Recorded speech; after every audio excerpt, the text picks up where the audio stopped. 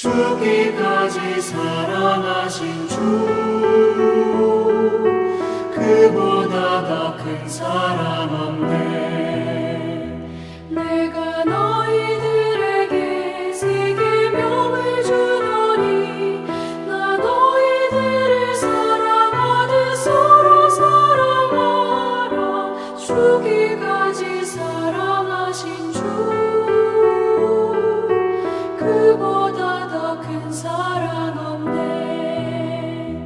내가 나를 따르면 나의 친구 되리니 나 너희들을 사랑하듯 서로 사랑하라. 죽기까지 사랑하신 주, 그보다 더 큰 사랑 없네. 주님 먼저 우리를 진정 사랑하셨네. 나 너희들을 사랑하듯 서로 사랑하라. 죽기까지 사랑하신 주, 그보다 더 큰 사랑 없네.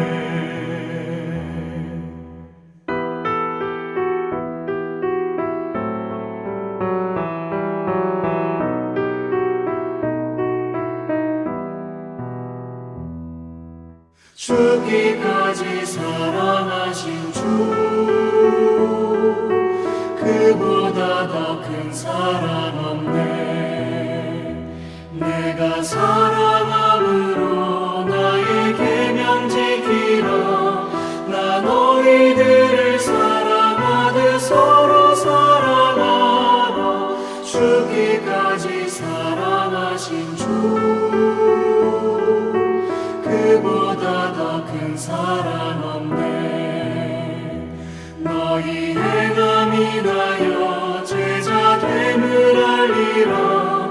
나 너희들을 사랑하듯 서로 사랑하라. 죽기까지 사랑하신 주, 그보다 더 큰 사랑 없네.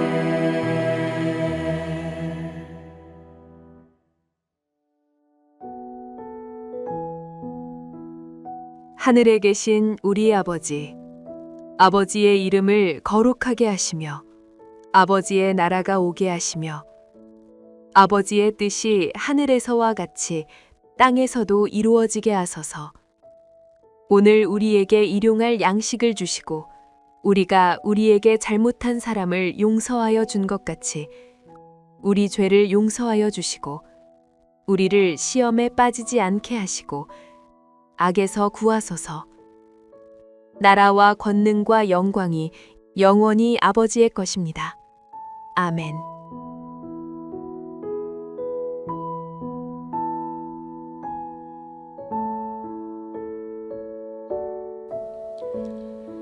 내가 명하는 이 일에 너희를 칭찬하지 아니하나니 이는 너희의 모임이 유익이 못되고 도리어 해로움이라.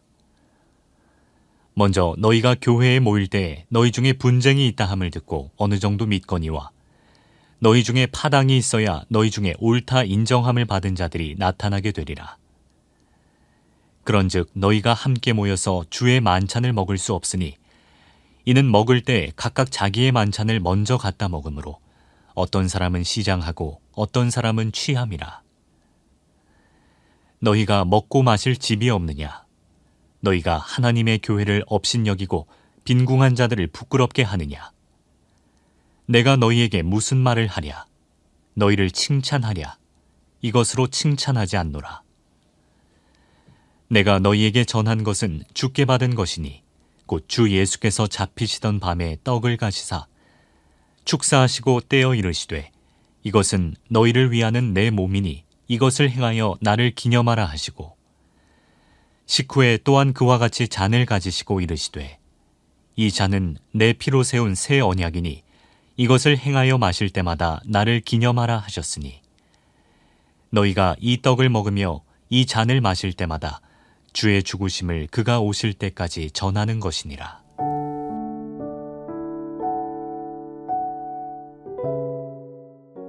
사도 바울은 고린도전서 11장 초반부에서 고린도 교인들이 자신이 전해준 전통을 잘 지키고 있는 것에 대해 칭찬하며 시작했습니다.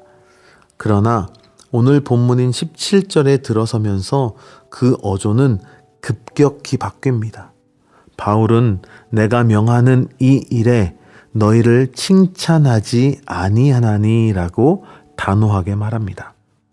그들이 모여서 드리는 예배가 유익이 되지 못하고 도리어 해가 되었기 때문이지요.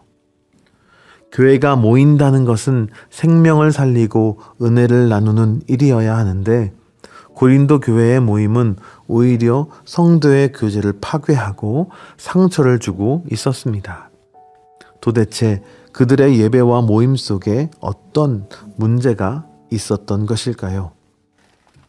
첫 번째 원인은 교회의 하나됨을 파괴하는 파당이었습니다. 초대교회 예배는 오늘날과 같은 건물이 아니라 성도들의 가정집에서 모이는 가정교회 형태였습니다. 이들은 주일에 모여 함께 말씀과 성찬을 나누는 공적인 예배를 드렸습니다. 그런데 이 거룩한 모임 안에 깊은 파당이 존재했습니다. 고린도전서 1장과 3장에 등장했던 바울파, 아볼로파와 같은 인물 중심의 파당이 아니었습니다. 오늘 본문에 나타난 분열은 바로 사회적, 경제적 계층 간의 파당이었습니다. 당시 부유한 성도들은 크고 넓은 집을 소유하고 있었고 시간적인 여유가 많았습니다. 이들은 예배 모임에 일찍 도착하여 질 좋은 음식과 포도주를 가지고 와서는 귀빈들을 위한 식당에 따로 모여 먼저 배불리 먹고 마셨습니다. 심지어 어떤 이들은 성찬이 시작되기도 전에 술에 취하기까지 했습니다. 반면 가난한 자들과 노예들은 어떠했습니까? 이들은 하루 종일 고된 노동을 하느라 늦게 도착할 수밖에 없었습니다. 음식을 싸올 여력조차 없는 경우가 많았습니다. 이들은 좁은 뜰에 모여서 부유한 자들이 음식을 다 먹어버린 탓에 함께 예배하고 성찬을 나누어야 할 자리에서 굶주려야 했습니다. 사도 바울은 이 참담한 현실을 향해 불같이 분노하며 경고합니다. 너희가 먹고 마실 집이 없느냐? 너희가 하나님의 교회를 업신여기고 빈궁한 자들을 부끄럽게 하느냐? 교회 안에서는 남녀의 차별뿐만이 아니라 빈부의 차이와 사회적 계급이 존재해서는 안 됩니다. 성만찬은 모든 성도가 평등하게 그리스도의 은혜를 누리는 자리여야만 합니다. 바울은 세상의 방식대로 교회를 나누는 이들을 향해 함께 먹으라라고 강력하게 촉구합니다. 그렇다면 진정한 성찬이란 무엇입니까? 바울은 23절에서 자신이 전한 성만찬의 전통이 주께 받은 것이다라고 명확하게 밝힙니다. 함께 떡과 잔을 나누는 성찬은 사람의 논리나 세상의 문화, 로마 사회의 계급 질서에 의해 좌우될 수 없는 거룩한 예식입니다. 주님께서 이 성찬을 제자들에게 넘겨주신 밤은 유다의 배신으로 잡히시던 밤이자 동시에 하나님께서 우리를 구원하시기 위해 독생자를 죽음에 내어주신 밤이었습니다.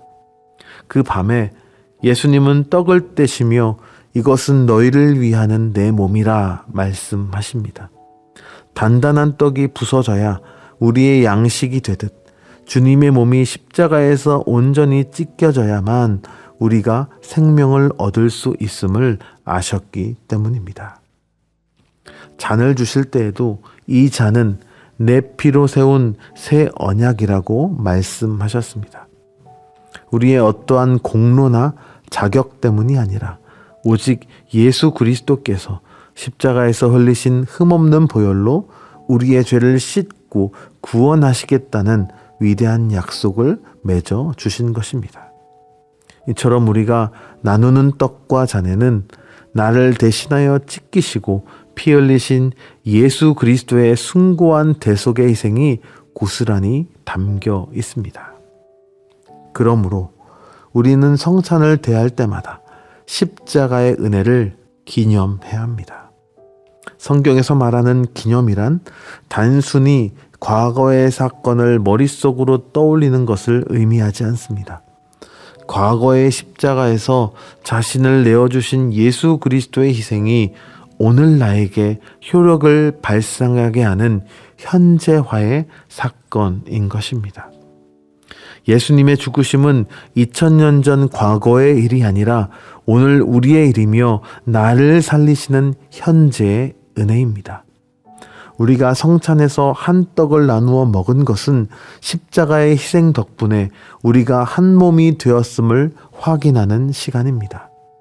자기를 비워 우리를 구원하신 주님의 식탁 앞에서 성도는 마땅히 서로를 기다려주고 품어주어야 합니다. 따라서 성도를 배려하지 않고 무시하면서 떡과 잔을 마시는 것은 나를 위해 생명을 내어주신 십자가 정신을 정면으로 부인하는 위선인 것입니다. 나아가 성찬은 과거와 오늘을 넘어 미래를 향하고 있습니다. 바울은 26절에서 이렇게 선포하지요. 너희가 이 떡을 먹으며 이 잔을 마실 때마다 주의 죽으심을 그가 오실 때까지 전하는 것이니라 라고요. 진정한 성찬은 단순히 과거의 십자가만 기억하는 것으로 끝나지 않습니다. 주님께서 다시 오시는 날 우리가 천국에서 다시 함께 누리게 될 기쁘고 풍성한 천국 잔치를 이 땅에서 미리 맛보는 식탁입니다. 그러므로 우리는 떡과 잔을 나눌 때마다 주님이 완성하실 그 영광스러운 나라를 간절히 기대해야 합니다. 주님께서 다시 오셔서 열어주실 그 하늘의 식탁에는 세상이 나누는 부자나 가난한 자, 높은 자나 낮은 자의 구별이 전혀 없습니다. 우리 모두는 오직 십자가의 은혜만으로 그 감격스러운 자리에 함께 둘러앉아 영원한 기쁨을 누리게 될 것입니다. 말씀을 맺겠습니다. 하나님께서 우리를 교회로 부르신 이유는 무엇입니까? 세상의 가치관과 계급을 버리고 그리스도의 십자가 아래서 하나 되는 공동체를 이루기 위함입니다. 무엇보다 우리는 함께 예배하는 공동체입니다.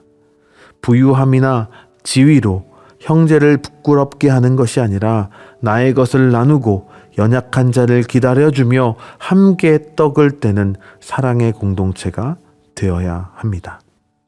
주님 다시 오시는 그 마지막 날까지 우리는 십자가의 은혜를 기억하며 이 종말론적인 소망을 안고 함께 걸어가는 공동체가 되어야 합니다. 오늘 하루 우리의 삶의 자리에서 십자가의 자기 비움과 사랑을 실천하며 주님의 교회를 더욱 영광스럽고 아름답게 세워가는 저와 여러분이 되시기를 바랍니다. 기도하겠습니다. 사랑과 은혜가 풍성하신 하나님 아버지, 혹여나 우리 안에 세상의 기준으로 형제 자매를 판단하거나 나의 유익만을 구하며 연약한 지체들을 배려하지 못했던 교만한 모습이 있었다면 십자가의 보혈로 용서하여 주시옵소서. 우리가 함께 떼는 떡과 잔이 단순히 습관적인 의식이 아니라 우리를 한 몸으로 묶으신 그리스도의 희생임을 잊지 않게 하여 주시옵소서. 이제는 주님께서 다시 오시는 날 우리 모두가 차별 없이 누리게 될 그 영광스러운 천국 잔치를 소망합니다. 우리 광주 베델교회가 십자가의 사랑으로 서로를 품어주고 기다려주는 진정한 믿음의 공동체, 하나 되는 공동체가 되게 하여 주시옵소서. 예수 그리스도의 이름으로 간절히 기도드립니다. 아멘.